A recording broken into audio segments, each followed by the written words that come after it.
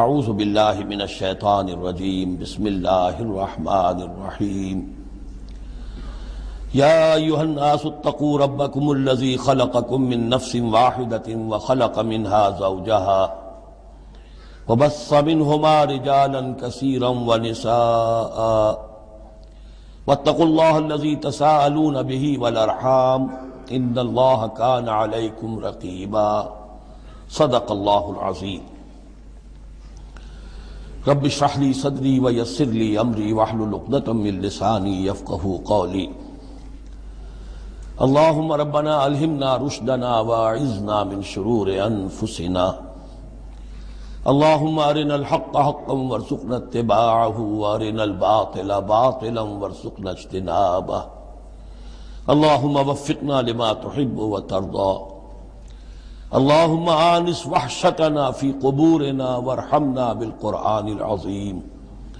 اللهم اجعله لنا إماما ونورا وهدى ورحمة۔ اللهم ذكرنا منه ما نسينا وعلمنا منه ما جهلنا وارزقنا تلاوته آناء الليل وآناء النهار واجعله لنا حجة يا رب العالمين آمين۔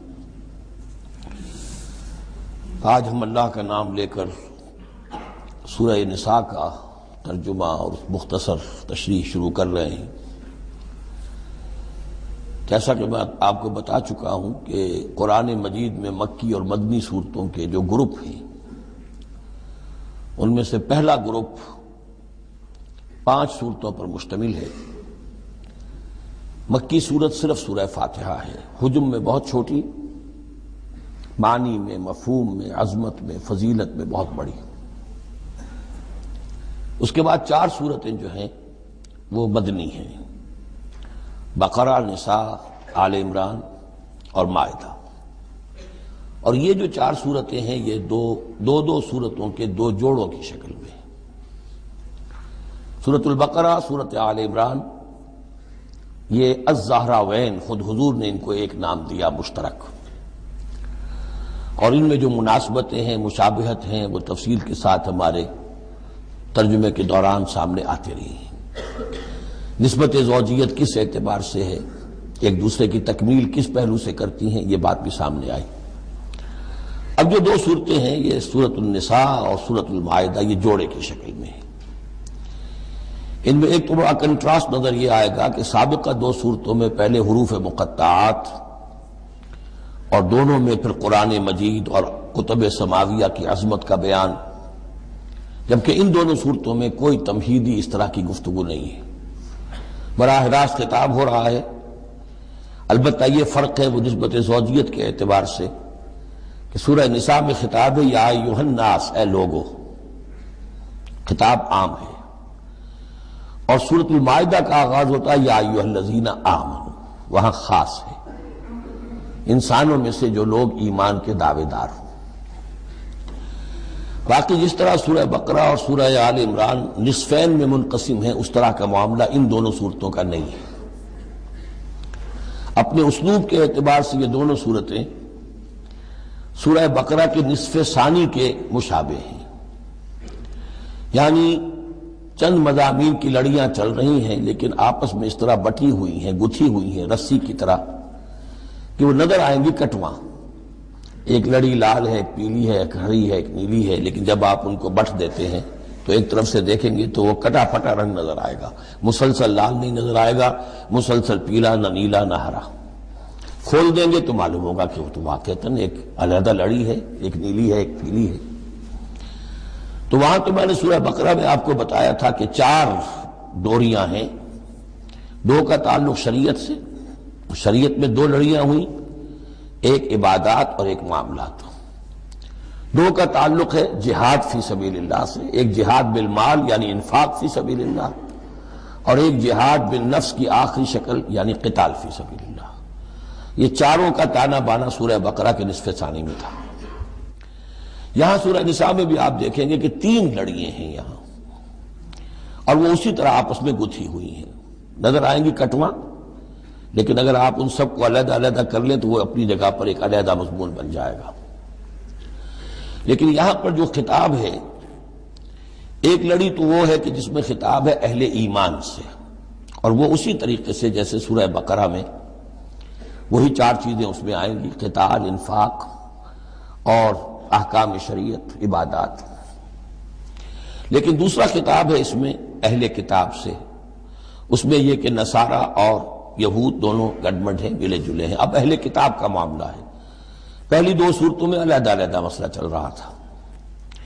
تیسرے سب سے بڑا حصہ اس سورہ مبارکہ کا وہ ہے جو منافقین سے خطاب پر مشتمل ہے، لیکن وہ اکثر و بیشتر لوگ وہاں بات سمجھ نہیں پاتے، اس لیے کہ وہاں بھی خطاب ہوتا ہے یا ایھا الذین آمنوا سے۔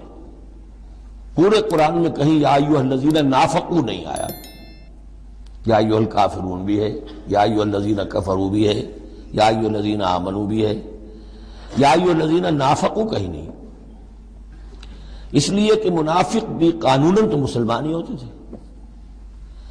تو اصل میں یہ بڑی گہری نظر کی ضرورت ہے کہ یہ پہچانا جائے کہ یہاں یا ایھا الذین آمنوا مومنین صادقین کی طرف روح سخن ہے یا منافقین کی طرف ہے۔ اگر یہ فرق نہ کیا جائے تو بڑی غلط فہمی ہو جاتی ہے بعض مقامات پر، مثلا سورہ توبہ کے بعض مقامات ہیں، یا ایھا الذین آمنوا ما لکم اذا قیل لکم انفروا فی سبیل اللہ اثاقلتم الی الارض، اے اہل ایمان تمہیں کیا ہو گیا جب تمہیں کہا جاتا ہے اللہ کی راہ میں نکلو تو تم بوجھل ہو جاتے ہو، زمین میں دھسے جاتے ہو۔ تو اس سے ایک عام سوء ظن پیدا ہو سکتا ہے کہ شاید یہ عام مسلمانوں کا مسئلہ تھا، یہ عام مسلمانوں کا مسئلہ نہیں تھا، یہ منافقین کا مسئلہ تھا۔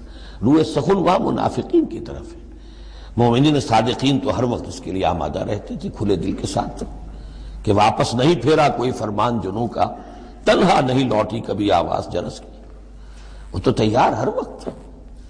تو اصل میں یہ دیکھنا ہوتا ہے کہ کس آیت میں رخ کس کی طرف ہے۔ اس اعتبار سے یہ سورہ مبارک کا اہم ترین ہے، لیکن سورہ بقرہ میں تو پورے میں لفظ نفاق آیا ہی نہیں۔ یہ حکمت خداوندی ہے کہ اس مرض کو پہلے چھپا کے رکھا ہے، کہ علامات تو بیان کر دی کہ یہ بیماری ہے، تاکہ جو بھی متنبع ہو جائے وہ اپنے علاج کی طرف متوجہ ہو جائے۔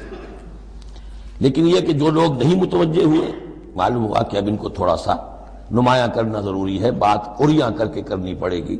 تو سورہ آل عمران میں 1-2 جگہ نفاق کا لفظ آ گیا، لیکن یہاں اب جو سب سے بڑا مضمون ہے سورہ بقرہ میں وہ منافقین کا ہے۔ یوں سمجھیے کہ 176 جو اس کی آیات ہیں، اس میں سے 55 آیتیں ہیں کہ جن کا جو میرا تجزیہ ہے روح سخن ہے مومنین صادقین کی طرف، صرف 37 آیات ہیں کہ جن میں خطاب ہے اہل کتاب سے، یہود اور نصارہ سے مشترک طور پر، اور 84 آیات ہیں جن میں خطاب منافقین سے۔ لیکن وہی بات جو میں نے عرض کی کہ جہاں بھی ان سے بات ہوگی یا ایھا الذین آمنوا کے حوالے سے ہوگی، اس لیے کہ ایمان کے دعوے دار تو وہ بھی تھے، منافق تو وہی ہوتا ہے کہ جو دعویٰ کرتا ہے ایمان کا، چاہے وہ شعوری طور پر منافق ہو چاہے غیر شعوری طور پر منافق ہو، لیکن یہ کہ دعویٰ ایمان تو اس میں موجود ہوگا۔ سورہ نساء اور سورہ مائدہ کے مابین ایک فرق نوٹ کر لیجئے۔ انسانی تمدن میں سب سے بنیادی چیز جو ہے وہ ہے معاشرہ، اور معاشرے میں عورت اور مرد کا تعلق، اور نمبر 2 جو معاشرے میں کچھ کمزور طبقات ہوتے ہیں ان کے لحاظ کا خیال، ان کے حقوق کا لحاظ کرنا، یہ مضمون آپ کو ملے گا سورہ نساء میں۔ آئلی قوانین تفصیل سے آ چکے سورہ بقرہ میں، جو رشتہ جڑتا ہے ایک مرد اور عورت کے مابین ازدواج کا، جس سے کہ پھر خاندان وجود میں آتا ہے، تو وہ جو سب سے بنیادی یونٹ ہے معاشرے کا، اس کی جڑ بنیاد کا تو سارا تفصیل سے معاملہ آ چکا ہے سورہ بقرہ میں۔ سورہ آل عمران اس اعتبار سے منفرد ہے کہ اس میں شریعت کے احکام نہیں ہے، سوائے اس ایک حکم کے جو سود کے بارے میں آیا ہے، لا تاکلوا الربا اضعافا مضاعفا، کوئی اور احکام شریعت جو ہے اس میں نہیں ہے۔ لیکن یہاں اب آپ کو جو تمدن کی معاشرتی سطح کے اوپر خاص طور پر جو دبے ہوئے پسے ہوئے طبقات تھے اس معاشرے میں، ان کی ایمنسیپیشن، ان کو اوپر اٹھانا، ان کے حقوق کی طرف متوجہ کرنا، یہ آپ کو نظر آئے گا۔ پھر اس معاشرے کے اندر سیکس کا معاملہ، اگر سیکشول انارکی ہو تو تباہی پھیل جائے گی، تو اس میں ابتدائی اقدامات جو ہیں وہ اس صورت کے اندر آئے ہیں۔ سیکس ڈسپلن کیسے امپوز کرنا ہے مسلمانوں تمہیں اپنے معاشرے کے اندر، بے راہ روی سے کیسے ڈیل کرنا ہے۔ تو اس طریقے سے تمدن کی جو بنیادی جو منزل ہے اس پر گفتگو ہو رہی ہے۔ سورہ مائدہ میں جا کر پھر جو تمدن کی بلند ترین منزل ہے ریاست، اور یہ کہ پھر اعلیٰ سطح کے اوپر عدالتی نظام، چوری ڈاکہ وغیرہ کا سد باب، اس کے لیے کیا حدود ہیں، اس کے لیے کیا تعزیرات ہیں، یہ بھی آگے آئیں گی۔ باقی سورہ نساء میں جیسے ہے ویسے ہی سورہ مائدہ میں بھی اہل کتاب سے بھی آخری خطاب ہوگا۔ تو جیسا کہ میں نے عرض کیا تھا کہ یہ پہلا گروپ جو ہے اس میں دو لڑیاں ہیں، ایک ہے یہ شریعت کا گروپ ہے، شریعت شروع ہو رہی ہے، بلو پرنٹ اس کا سورہ بقرہ سے، اس کے تکمیلی احکام سورہ مائدہ میں، اور دوسرا اس میں خطاب ہے اہل کتاب کے ساتھ، وہ بھی تدریجاً بڑھ کر آخری باتیں وہ ہے کہ جو پھر سورہ مائدہ میں ہمیں ملیں گی۔ بس اتنی تمہید، اور اس میں بھی خاصا وقت صرف ہو گیا ہے۔ یا ایھا الناس اتقوا ربکم الذی خلقکم من نفس واحدۃ۔ اب دیکھیے معاشرتی مسائل کے ضمن میں گفتگو ہے تو ایسی بنیادی بات سے شروع کی ہے، اے لوگوں اپنے اس رب کا تقوی اختیار کر لو جس نے تمہیں ایک جان سے بنایا، وَخَلَقَ مِنْهَا زَوْجَهَا، اور اسی سے اس کا جوڑا بنایا۔ یہاں یہ نوٹ کرنے والی بات ہے کہ یہاں حضرت آدم کا لفظ نہیں ہے کہ آدم سے ان کا جوڑا بنایا، بلکہ نفس سے بنایا۔ اس میں وہ بات پوری طریقے سے ایکوموڈیٹ ہو سکتی ہے کہ یہاں مراد کیا ہے؟ نوع ایک ہے، جنسیں دو ہیں۔ بکرا بکری نوع ایک ہے، جنس دو ہیں، ایک ہی نوع سے، اسی نوع سے تمہارا جوڑا بنایا۔ ہیومن بینگز، ہومو سیپینز، نوع ایک ہے، سپیشیز ایک ہے، لیکن اس کے اندر ہی سے وہ سیکشول ڈیفرنسیشن جو ہوئی ہے اس کے حوالے سے جوڑا بنا ہے۔ یا ایھا الناس اتقوا ربکم الذی خلقکم من نفس واحدۃ وخلق منها زوجها وبث منہما، اب یہاں پر مراد ہیں وہی آدم اور حوا، ان دونوں سے پھیلا دیے زمین میں کثیر تعداد میں مرد اور عورت، رجالا کثیرا ونساء۔ یعنی اس تمدن انسانی کو اگر آپ ٹریس کریں گے، پیچھے لے جائیں گے، تو اس کی کامن ایک اس کی بگننگ ہے، ایک انسانی جوڑا آدم اور حوا۔ اس رشتے میں پوری نوع انسانی جو ہے رشتہ اخوت میں منسلک ہو جاتی ہے، اس لیول پر جا کر۔ ایک ہے سگے بہن بھائی، ایک ہے دادا دادی پر جا کر کزنز مل جائیں گے، پردادا پردادی پر جا کر اور ایک لمبا حلقہ ہو جائے گا، چلتے جائیے تو آدم و حوا کی نسل جو ہے وہ جا کر آخر بالآخر ایک پیرنٹس ہے، ایک کپل ہے، آدم اور حوا۔ واتقوا اللہ الذی تساءلون بہ والارحام، اور اس دیکھیے ایک ہی آیت میں دوسری مرتبہ پھر تقوی کا حکم، اور تقوی اختیار کرو اس اللہ کا جس کا تم ایک دوسرے کو واسطہ دیتے ہو۔ آپ کو معلوم ہے کہ دنیا میں فقیر بھی مانگتا ہے تو اللہ کے نام پر مانگتا ہے، اللہ کے واسطے مانگتا ہے، اور اکثر و بیشتر معاملات جو تمدنی ہوتے ہیں، گھریلو جھگڑے ہوں، ان کو بھی جب نمٹانا ہوتا ہے تو آخر کار کہنا پڑتا ہے کہ اللہ کا نام مانو اور تم یہ بات چھوڑ دو، اپنی عزت سے باز آ جاؤ۔ تو جہاں آخری اپیل کرنی ہے اللہ کے حوالے سے تو اس کا تقوی اختیار کرو، تو یہ جھگڑے ہو گئے نہیں، اس کے احکام پر چلو۔ اس نے سوسائٹی کے مختلف طبقات کے حقوق معین کر دیے، مرد کے حقوق، عورت کے حقوق، رب المال کے حقوق، عامل کے حقوق، مضاربت ہے تو ایک وہ ہے کہ جس کا سرمایہ ہے اور ایک وہ ہے کہ جو کام کر رہا ہے، دونوں کے کیا حقوق ہیں، کیا اختیارات ہیں۔ اگر ان کی پیروی کی جائے، ان کی پابندی کی جائے تو جھگڑا نہیں ہوگا۔ والارحام، اور رحمی رشتوں کا لحاظ رکھو۔ یہ وہ رحمی رشتہ ہے جیسا کہ میں نے بتایا، والدہ پر جا کر بہن بھائی ایک ہو گئے، دادی پر جا کر ایک اور بڑی تعداد میں ایک ہو گئے، یہ رحمی رشتے ہیں۔ لیکن انہی رحمی رشتوں کو پھیلاتے چلے جائیے تو کل بنی آدم، اور جتنی بھی بنات حوا ہیں وہ سب ایک ہی نسل سے، ایک ہی باپ اور ایک ہی ماں کی اولاد ہیں۔ ان اللہ کان علیکم رقیبا، یقیناً اللہ تعالیٰ تم پر نگران ہے۔ یہ تقویٰ کی روح ہے۔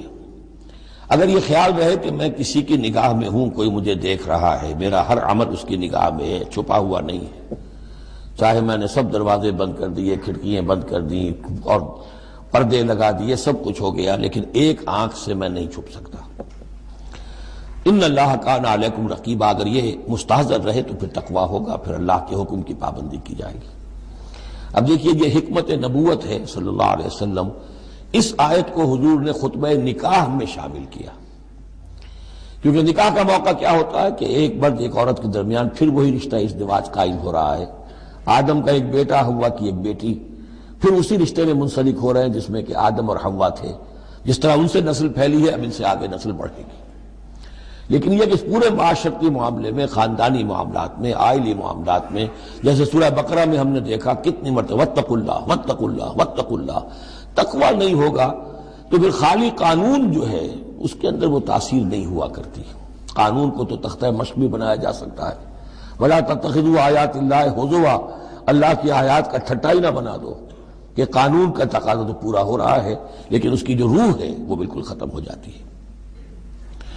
وَآتُوا الْيَتَامَىٰ أَمْوَالَهُمْ، اور وہ جو دبے ہوئے طبقات ہیں ان میں سے یتیم ایک اہم طبقہ تھا.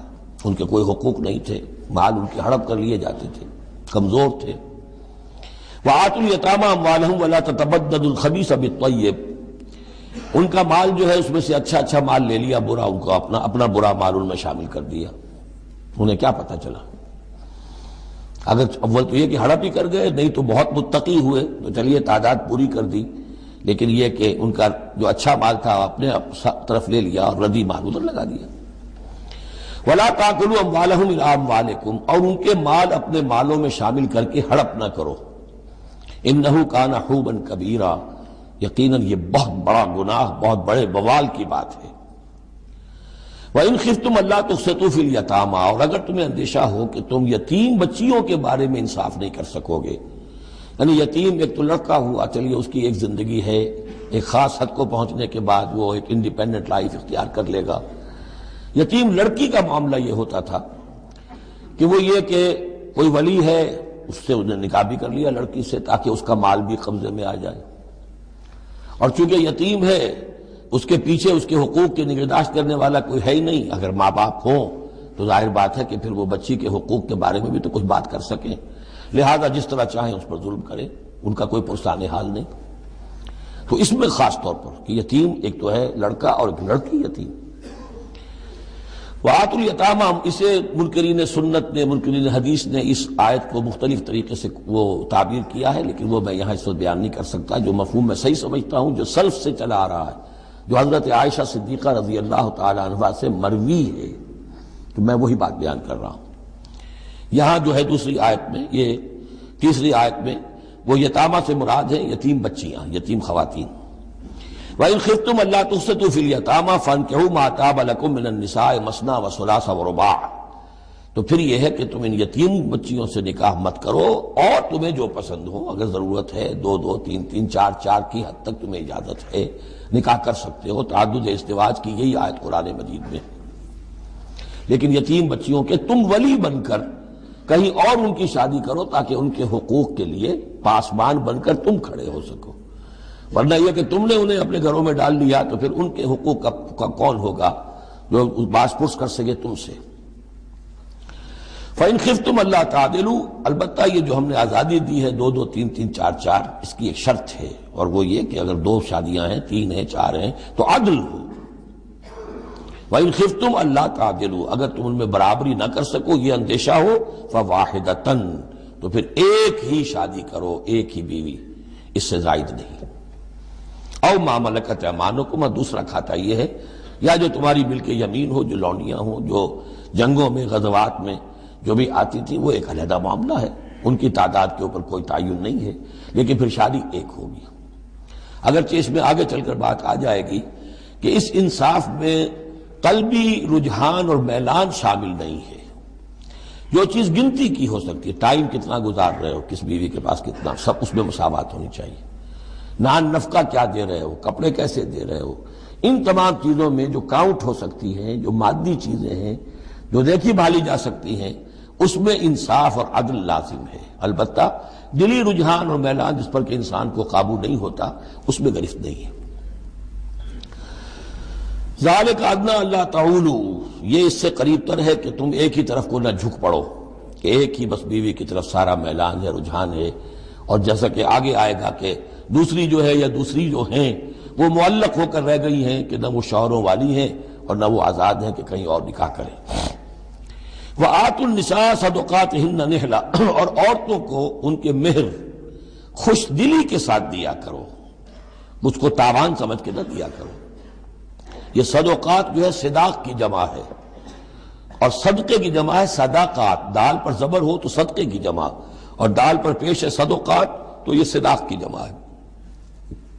فَإِن تِبْنَ لَكُمْ عَنْ شَيْءٍ مِّنْهُ نَفْسًا، پھر اگر وہ خود اپنی مرضی سے، اپنی رضامندی سے اس میں سے کوئی چیز تمہیں دے دیں، تم نے مہر جو انہیں دیا تھا وہ تم نے ادا کر دیا، اب وہ تمہیں کوئی ہبہ کر رہی ہیں، تمہیں اس میں سے کوئی چیز جو ہے ہدیہ کر رہی ہیں، تحفہ دے رہی ہیں، تو کوئی حرج نہیں۔ فَكُلُوهُ هَنِيًّا مَرِيًّا، تو تم اسے استعمال میں لاؤ، کھاؤ لچتا پچتا، اس میں کوئی حرج نہیں ہے، لیکن یہ ہے کہ وہ ہو ان کی مرضی سے، زبردستی نہیں، جبر کر کے نہ لے لیا جائے۔ فَإِن تِبْنَ لَكُمْ عَنْ شَيْءٍ مِّنْهُ نَفْسًا، بالکل اپنی مرضی سے۔ وَلَا تُؤْتُوا السُّفَهَاءَ أَمْوَالَكُمُ الَّتِي جَعَلَ اللَّهُ لَكُمْ قِيَامًا وَارْزُقُوهُمْ فِيهَا وَاكْسُوهُمْ وَقُولُوا لَهُمْ قَوْلًا مَّعْرُوفًا۔ اب ایک معاشرے میں طبقہ ایسا بھی ہوتا ہے سفہاء، بچہ ہے ابھی اس کو سمجھ نہیں ہے یا آوارہ ہو گیا ہے، باپ مال بہت چھوڑ گیا ہے، اب وہ مال اڑا رہا ہے، تو یہاں پہ تصور دیا گیا کہ اس میں معاشرتی سطح پر روک تھام ہونی چاہیے، یہ نہیں کہ میرا مال ہے میں جیسے خرچ کروں۔ تو اموالکم کہا گیا، یہ اصل میں ایک معاشرے کی ایک مشترک سی چیز ہے، مشترک بہبود کے لیے ہے، چاہے انفرادی ملکیت ہے لیکن پھر بھی اس معاشرے کی اس کے اندر مشترک بہبود ہونی چاہیے۔ مت پکڑا دو ناسمجھوں کو یا بے وقوفوں کے اپنے مال، جن کو اللہ تعالیٰ نے تمہارے لیے دنیا کے گزران کا ذریعہ بنایا ہے۔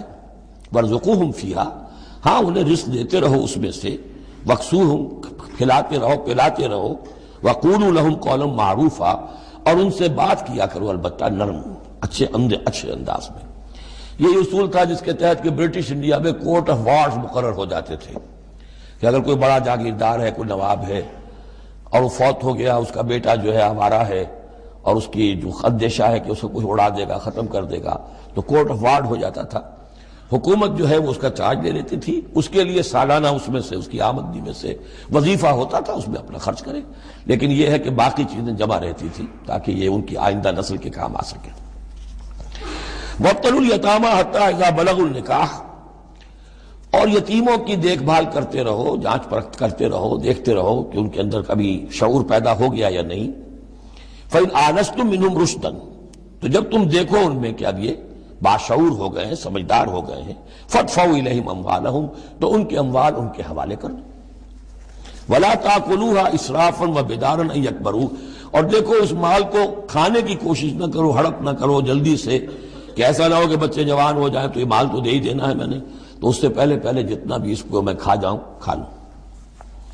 وَمَنْ كَانَ غَنِيًّا فَلْيَسْتَعْفِفْ، اگر کوئی جو ولی ہے یتیم کا وہ غنی ہے، اللہ نے اسے خود دے رکھا ہے، کشائش ہے اس کے پاس، تو پھر اسے یتیم کے مال میں سے کچھ بھی لینے کا حق نہیں ہے، پھر اسے یتیم کے مال سے بچتے رہنا چاہیے۔ وَمَنْ كَانَ فَقِيرًا، اور اگر کوئی خود تنگ دست ہے، محتاج ہے، اب ظاہر بات ہے وہ یتیم کی کچھ نگہداشت بھی کر رہا ہے، اس کا کچھ وقت بھی اس پہ صرف ہو رہا ہے، تو فَلْيَأْكُلْ بِالْمَعْرُوفِ، تو معروف طریقے سے بھلے انداز میں، جو کہ معقول انداز ہو، اس میں سے اگر وہ یتیم کے مال میں سے کچھ کھا بھی لے تو کوئی حرج نہیں ہے۔ اسلام کی تعلیم بڑی فطری ہے، اس کے اندر وہ بندشیں نہیں ہیں کہ جو ان نیچرل ہوں، جن پر عمل کرنا ناممکن ہو جائے۔ فَإِذَا دَفَعْتُمْ إِلَيْهِمْ أَمْوَالَهُمْ، اور جب تم ان کے مال ان کے حوالے کر دو، فَأَشْهِدُوا عَلَيْهِمْ، تو گواہ بنا لو کہ یہ چیزیں تھیں جو آج کی تاریخ میں میری تحویل میں تھی، آج تک میں نے ان کے حوالے کر دی۔ وَكَفَىٰ بِاللَّهِ حَسِيبًا، باقی اللہ تعالیٰ کافی ہے حساب لینے کے لیے، یہ دنیا کا معاملہ ہے، اس کے لیے لکھت پڑھت شہادت، باقی اصل حساب تو تمہیں اللہ کے ہاں جا کے دینا ہے۔ لِلرِّجَالِ نَصِيبٌ مِّمَّا تَرَكَ الْوَالِدَانِ وَالْأَقْرَبُونَ، مردوں کے لیے بھی حصہ ہے اس میں سے کہ جو ترکہ چھوڑا ہو، جو وراثت چھوڑی ہو والدین نے اور رشتہ داروں نے۔ وَلِلنِّسَاءِ نَصِيبٌ مِّمَّا تَرَكَ الْوَالِدَانِ وَالْأَقْرَبُونَ، اور عورتوں کا بھی حصہ ہے اس میں سے جو والدین کی وراثت ہے، جو انہوں نے ترک کیا ہے، ان کا ترکہ ہے، اور رشتہ داروں کا۔ یہاں پہلی مرتبہ اب عورت کو وراثت کا حق دیا جا رہا ہے، ورنہ عرب کے معاشرے میں عورت کا کوئی حق وراثت نہیں تھا۔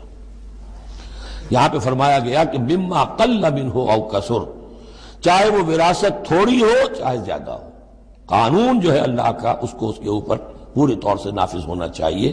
نصیبا مفروضہ، اور یہ حصہ ہے اللہ کی طرف سے فرض کیا گیا۔ اب میں آپ کو نوٹ کراؤں گا کتنی مرتبہ یہ تاکید ہو رہی ہے اس قانون وراثت کی، اور آپ اگر ساتھ ہی دیکھتے رہیں کہ کتنی دھجیاں اس کی بکھرتی ہیں ہمارے معاشرے کے اندر، کوئی اس کا لحاظ نہیں۔ اور بڑا جو ہمارا خاص طور پر ایک علاقہ ہے کہ جہاں ویسے نماز روزہ بہت ہوتا ہے، وہ بیٹیوں کو کوئی وراثت میں کوئی حصہ دینے کے لیے وہ کسی صورت تیار نہیں ہوتے۔ شریعت کے کچھ چیزیں جو ہیں وہ بہت اہم ہیں، اور شریعت کی یہ چیزیں جو ہیں کس قدر تاکید کے ساتھ آ رہی ہیں، یہ کہتے ہیں یہ رواج کے تحت ہوگا۔ وَإِذَا حَضَرَ الْقِسْمَةَ أُولُو الْقُرْبَى، اور جب وراثت کی ترکے کی تقسیم ہو رہی ہو تو اب اگر وہاں کچھ قرابت دار بھی آ جائیں، والیتامى یتیم بھی آ جائیں، والمساکین کچھ محتاج بھی آ جائیں، فارزقوہم منہ وقولوا لہم قولا معروفا، تو انہیں بھی کچھ دے دلا دو اس میں سے، کیونکہ اس وقت دیکھ رہے ہیں تقسیم ہو رہی ہے، وہ بالکل محتاج ہیں، تو احساس محرومیت جو ہے اس کو کسی نہ کسی درجے میں جو بھی اس کے اندر کچھ ان کی بداوا ہو سکتا ہو کرو۔ وَقُولُوا لَهُمْ قَوْلًا مَعْرُوفًا، ان سے بات کرو تو بڑے اچھے انداز میں، جھڑکو نہیں کہ یہ ہماری وراثت تقسیم ہو رہی، تم کون آ گئے یہاں پہ۔ وَلْيَخْشَ الَّذِينَ لَوْ تَرَكُوا مِنْ خَلْفِهِمْ، ڈرتے رہنا چاہیے ان لوگوں کو کہ اگر انہوں نے بھی چھوڑے ہوتے اپنے پیچھے ذُرِّيَّةً ضِعَافًا، چھوٹے بچے، اپنی نسل چھوڑ کر اگر وہ گئے ہوتے اور یتیم بچے ہوتے ان کے، خافوا علیہم، تو کیسے کیسے اندیشے ہونے ہوتے اپنے ان بچوں کے بارے میں، فلیتقوا اللہ، تو انہیں چاہیے کہ اللہ کا تقوی اختیار کریں کہ یہ یتیم جو اس وقت آ گئے یہ بھی کسی کے بچے ہیں، کوئی ان کا بھی باپ تھا، ان کے سر پر ہاتھ رکھو۔ وَلْيَقُولُوا قَوْلًا سَدِيدًا، اور بڑی صاف اور ستھری اور صحیح اور حق پر مبنی بات کرو۔ ان الذین یاکلون اموال الیتامی ظلما، یقیناً وہ لوگ کہ جو یتیموں کا مال ہڑپ کرتے ہیں ناحق، انما یاکلون فی بطونہم نارا، وہ اپنے پیٹوں میں بھر رہے ہیں آگ، وسیصلون سعیرا، اندر کی آگ تو اپنے پیٹوں میں ڈال رہے ہیں اور سموچے وہ خود آگ میں ڈال دیے جائیں گے۔ تو گویا کہ ایک آگ ان کے اندر ہوگی اور ایک جہنم کی آگ ان کے باہر ہوگی۔ یہ 10 آیتیں بڑی جامع ہیں، اور جس طریقے سے کہ سوسائٹی کے جو پسماندہ طبقات تھے ایک ایک کا خیال کر کے جس باریک بینی سے حکمت کے ساتھ احکام دیے جا رہے ہیں۔ اب اس کے بعد جو رکوع ہے یہ بڑا مختصر ہے، آیتیں 4 ہیں لیکن ایک قیامت مضمر ہے، ان میں یہ اعجاز ہے، 4 آیتوں کے اندر اسلام کا پورا قانون وراثت جس پہ پوری جلدیں لکھی گئی ہیں، جامعیت کی انتہا ہے۔ یوصیکم اللہ فی اولادکم، اللہ تعالیٰ تمہیں وصیت کرتا ہے تمہاری اولاد کے بارے میں، للذکر مثل حظ الانثیین، لڑکے کے لیے حصہ ہے 2 لڑکیوں کے برابر۔ فإن كن نساء فوق اثنتین فلہن ثلث ما ترک، اور اگر صرف بیٹیاں ہی بیٹیاں ہوں اور 2 یا 2 سے زائد ہوں تو ان کو 2/3 میں حصہ ملے گا۔ وإن كانت واحدة فلها النصف، اور اگر ایک ہی بیٹی ہے تو اسے آدھا ملے گا۔ ظاہر بات ہے بیٹا ایک ہی وارث ہوگا تو پورے کا وارث ہو جائے گا، تو جب بیٹی کا حصہ بیٹے سے آدھا ہے تو اگر ایک ہی بیٹی ہے تو اسے آدھی وراثت ملے گی، آدھی پھر اور لوگوں کو جائے گی، وہ ایک الگ حصہ ہے، معاملہ ہے۔ وَلِأَبَوَيْهِ لِكُلِّ وَاحِدٍ مِّنْهُمَا السُّدُسُ مِمَّا تَرَكَ إِن كَانَ لَهُ وَلَدٌ۔ اب یہ وراثت میں ایک تو ہے نیچے وراثت بیٹا بیٹی، اور ایک ہے اوپر والد والدین، جب اب وہ بھی زندہ ہے، فوت ہوا ہے کوئی شخص، اس کے والدین یا والد یا والدہ دونوں میں سے کوئی ایک زندہ ہے، ان کا بھی حصہ ہے۔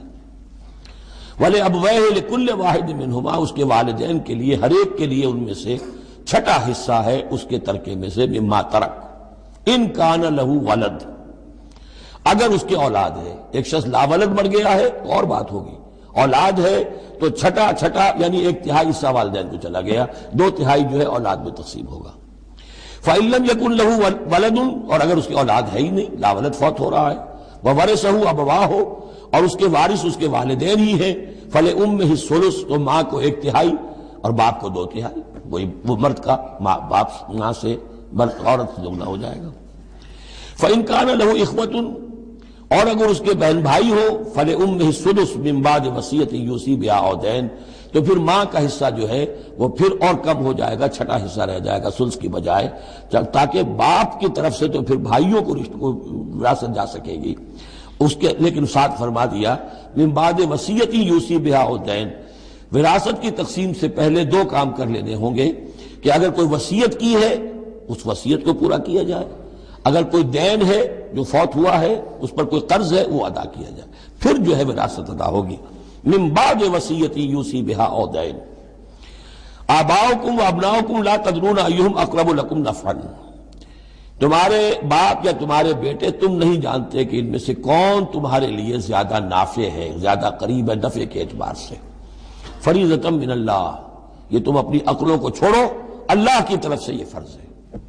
فریضۃ من اللہ، یعنی آدمی سمجھے میرے بوڑھے والدین ہیں، خام خواہ ان کے لیے حصہ کائے کو رکھ دیا ہے، کھا پی چکے، زندگی گزار چکے، وراثت تو ملنی چاہیے اولاد کو، بیٹا بیٹی کو، نہیں، اللہ کا حکم مانو۔ آباؤکم و ابناؤکم لا تدرون ایہم اقرب لکم نفعا فریضۃ من اللہ ان اللہ کان علیما حکیما، یقیناً اللہ تعالی علیم اور حکیم ہے، اس کا کوئی حکم علم اور حکمت سے خالی نہیں۔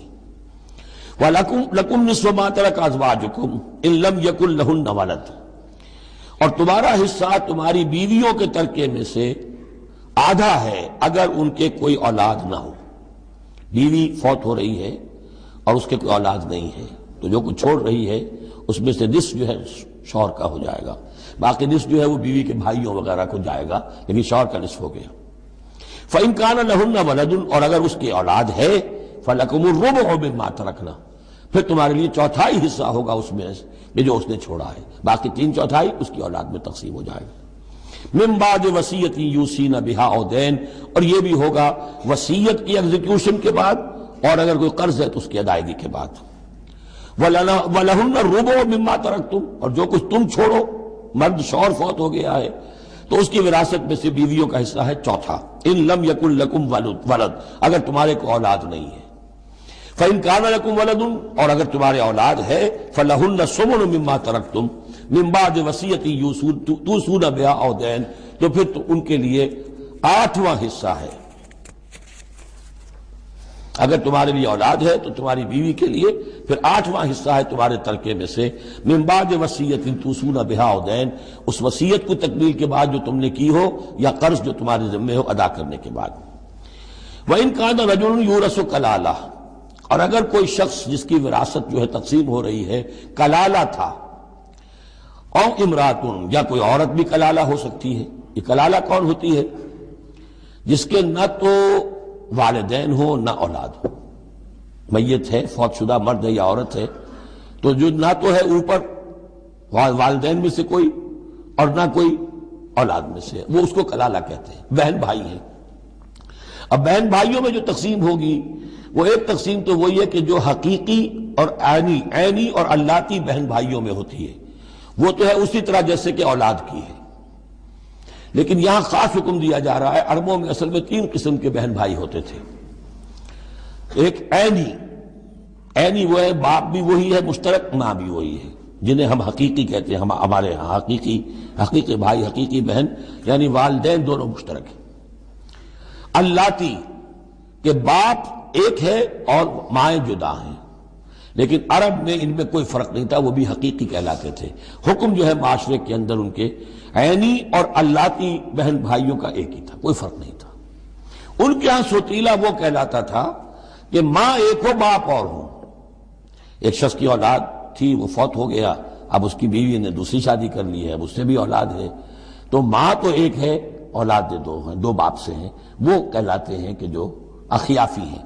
ان کا حکم دے رہا ہے کہ اگر کوئی شخص مرا ہے وہ کلالہ ہے، چاہے وہ مرد ہے یا عورت ہے، وَلَهُ أَخٌ أَوْ أُخْتٌ، اس کی ایک بہن ہے یا ایک بھائی ہے، فَلِكُلِّ وَاحِدٍ مِّنْهُمَا السُّدُسُ، تو ان میں سے ہر ایک کے لیے چھٹا حصہ ہے۔ فَإِن كَانُوا أَكْثَرَ مِنْ ذَلِكَ، اور اگر وہ اس سے زیادہ ہیں، فَهُمْ شُرَكَاءُ فِي الثُّلُثِ، پھر وہ ایک تہائی میں حصے دار رہیں گے، من بعد وصیت یوصى بہا او دین، یہی دو شرطیں پھر ہیں، اس وصیت کو ایگزیکیوٹ کرنے کے بعد جو کی گئی ہو یا قرض کی ادائیگی کے بعد، غیر مضار، اور یہ سارا کام ایسے ہونا چاہیے کہ کسی کو ضرر پہنچانے کی نیت نہ ہو۔ وصیۃ من اللہ، یہ اللہ کی طرف سے تاکید ہے۔ واللہ علیم حلیم، اللہ تعالیٰ سب کچھ جاننے والا، کمال حلم والا ہے۔ اس کے حلم پر دھوکہ نہ کھاؤ کہ وہ تمہیں پکڑ نہیں رہا ہے، اس کی پکڑ جب آئے گی تو ان بطش ربک لشدید، پھر اس کی پکڑ بڑی سخت ہوگی۔ تلک حدود اللہ، یہ اللہ کے حدود ہیں، ومن یطع اللہ ورسولہ یدخلہ جنات تجری من تحتہا الانہار، جو اللہ اور اس کے رسول کی اطاعت کرے گا وہ داخل کرے گا انہیں ان باغات میں جن کے دامن میں ندیاں بہتی ہوں گی، خالدین فیہا، جس میں وہ ہمیشہ ہمیشہ رہیں گے، وذالک الفوز العظیم، اور یقیناً یہ بہت بڑی کامیابی ہے۔ ومن یعص اللہ ورسولہ ویتعدی حدودہ، اور جو کوئی نافرمانی کرے اللہ اور اس کے رسول کی اور تجاوز کرے اس کی حدود سے، یدخلہ نارا خالدا فیہا، اس کو وہ داخل کرے گا آگ میں جس میں وہ ہمیشہ ہمیشہ رہیں گے، وَلَهُ عذاب مہین، اور ان کے لیے عذاب مہین ہوگا، اہانت آمیز عذاب۔ اب جو میں نے عرض کیا تھا سیکس ڈسپلن، اسلامی معاشرے کی اب تطہیر شروع ہو رہی ہے۔ مکے میں تو ظاہر بات ہے مسلمان جب تک تھے تو غلبہ وہاں کفار کا تھا، اب یہاں مدینے میں اللہ نے مسلمانوں کو وہ حیثیت دی ہے کہ اپنے معاملات کو سنوارنا شروع کریں، تو ایک ایک کر کے ان معاشرتی چیزوں کو اور ان سوشل پرابلمز کو ڈیل کیا جا رہا ہے۔ اب اگر کوئی سیکشول انارکی ہے، کوئی بدکاری معاشرے میں ہے، کیا کیا جائے، کیسے روک تھام ہو، اس کے ابتدائی احکام یہ آ رہے ہیں، اس کے تکمیلی احکام جو ہے وہ سورہ نور میں آئیں گے چل کر، یہ تدریجاً، یہ سورہ نساء، پھر ہے سورہ نور، احزاب، پھر ہے سورہ نور، اور پھر ہے سورہ مائدہ۔ اب اللہ تعالیٰ کی حکمت یہ ہوئی کہ سورہ نور اور سورہ احزاب کو کافی دور آگے رکھا ہے مصحف میں، اور یہاں پر سورہ نساء کے بعد سورہ مائدہ آ گئی ہے، ورنہ سورہ نساء، پھر سورہ احزاب، پھر سورہ نور، اور پھر سورہ مائدہ ہے، ترتیب یہ ہے۔ باقی اور بھی مدنی صورتیں درمیان میں ہیں، لیکن یہ چار بڑی بڑی صورتیں جو ہیں جن میں معاشرتی مسائل جو ہیں وہ تفصیل سے آئے ہیں، وہ ان کی ترتیب یہ ہے۔ واللاتی یاتین الفاحشۃ من نسائکم، اور وہ عورتیں تمہاری عورتوں میں سے جو کوئی کسی بے حیائی کا ارتکاب کریں، فاستشہدوا علیہن اربعۃ منکم، تو پھر گواہ بناؤ، گواہ لاؤ ان پر تم میں سے چار۔ اگر وہ گواہی دیں، فإن شہدوا، اگر گواہی دیں کہ ہاں اس عورت نے بدکاری کی ہے، فامسکوہن فی البیوت، تو پھر ان عورتوں کو گھروں میں بند کر دو، حتی یتوفاہن الموت، یہاں تک کہ موت ان کو لے جائے، یتوفاہن الموت، موت ان کو لے جائے، موت ان کا قصہ پاک کرے، او یجعل اللہ لہن سبیلا، یا اللہ ان کے لیے کوئی اور راستہ نکال دے۔ وہ راستہ نکالنا ہے جو سزا کی پھر بعد میں نصاب آ گیا کہ اگر اس کو پھر سزا دے دی جائے، حد جاری کر دی جائے تو پھر آزاد ہو جائیں گے، لیکن ابھی ابتدائی حکم ہے۔ یہاں معلوم ہوتا ہے کہ یہ ایسی لڑکیوں کا یا عورتوں کا تذکرہ ہے کہ جو مسلمانوں میں سے تھیں لیکن ان کا بدکاری کا معاملہ کسی یہودی سے ہو گیا ہو یا کسی ایسے شخص سے ہو گیا ہو جو ابھی مسلمان نہیں ہے، تو یہ ان کا یک طرفہ کہ ہے وہ کوئی مسلمان لڑکی یا خاتون جس کا معاملہ ہے، لیکن دوسرا جو پہلو ہے، دوسرا جو اس عمل کا جو شریک ہے وہ غیر مسلم ہے۔ واللذان یاتیانہا منکم، اور اگر وہ دونوں تمہیں میں سے ہوں، مرد بھی اور عورت بھی، فآذوہما، تو ان دونوں کو پھر اذیت دو، تکلیف دو، انہیں سزا دو۔ فإن تابا واصلحا، پھر اگر وہ توبہ کر لیں اور اصلاح کر لیں، فأعرضوا عنہما، تو ان کو چھوڑ دو۔ ان اللہ کان توابا رحیما، یقیناً اللہ تعالیٰ بہت توبہ کا قبول فرمانے والا اور رحیم ہے۔ یہ بالکل ابتدائی احکام ہیں، اسی لیے ان کی وضاحت میں، تفسیروں میں آپ کو بہت سے اقوال مل جائیں گے، اس لیے کہ اصل میں تو یہ پھر آخر میں جا کر یہ سب منسوخ شمار ہوں گے جبکہ حدود آ گئی پوری کی پوری، جیسے کہ وصیت کا وہ حکم جو سورہ بقرہ میں آیا تھا وہ اب ساقط ہو گیا جبکہ قانون وراثت آ گیا۔ اب وہ آیت آئی ہے کہ جو بہت بڑی حکمت کی آیت ہے، جس کا حوالہ اس سے پہلے بھی میں نے کبھی دیا ہے، انما التوبۃ علی اللہ للذین یعملون السوء بجہالۃ، اللہ کے ذمے ہے توبہ قبول کرنا ایسے لوگوں کی جو کوئی برا حرکت کر بیٹھتے ہیں جہالت اور نادانی میں، ثم یتوبون من قریب، پھر فوراً توبہ کرتے ہیں۔ یعنی اگر ایمان اندر ہے تو کسی وقت ایسا تو ہو گیا کہ کوئی خارجی اثرات اتنے پوٹنٹ ہو گئے یا نفس کے اندر ہیجان ایسا ہو گیا کہ آدمی کنٹرول نہیں کر سکا، لیکن جیسے ہی اس کے بعد ہوش میں آئے گا اس پر شدید پچھتاوا، شدید ندامت طاری ہو جائے گی، تو اس کے لیے یہ کہ وہ توبہ کرے تو اللہ تعالیٰ اس کی توبہ قبول فرمائے گا۔ فاولئک یتوب اللہ علیہم، تو اللہ تعالیٰ ایسے لوگوں کی توبہ قبول فرمائے گا۔ وکان اللہ علیما حکیما، اللہ تعالیٰ علیم اور حکیم ہے۔ ولیست التوبۃ للذین یعملون السیئات، ایسے لوگوں کا کوئی حق نہیں ہے توبہ کا کہ جو اپنی برائی حرکتیں کرتے رہیں، حرام خوریاں کرتے رہیں، زندگی بھر عیش لڑاتے رہیں۔ وَالَّذِينَ يَمُوتُونَ حَتَّى إِذَا حَضَرَ أَحَدَهُمُ الْمَوْتُ قَالَ إِنِّي تُبْتُ الْآنَ، یہاں تک کہ جب موت کا وقت آ جائے تو کہے کہ اب میں توبہ کرتا ہوں. یہ توبہ نہیں ہے. وَالَّذِينَ يَمُوتُونَ وَهُمْ كُفَّارٌ، اسی پر قیاس کر لیجئے جو مر بھی گئے کفر کی حالت میں، ان کی توبہ کا کوئی سوال ہی نہیں. اولئک اعتدنا لهم عذابا الیما، ایسے لوگوں کے لیے تو ہم نے دردناک عذاب تیار کر رکھا ہے.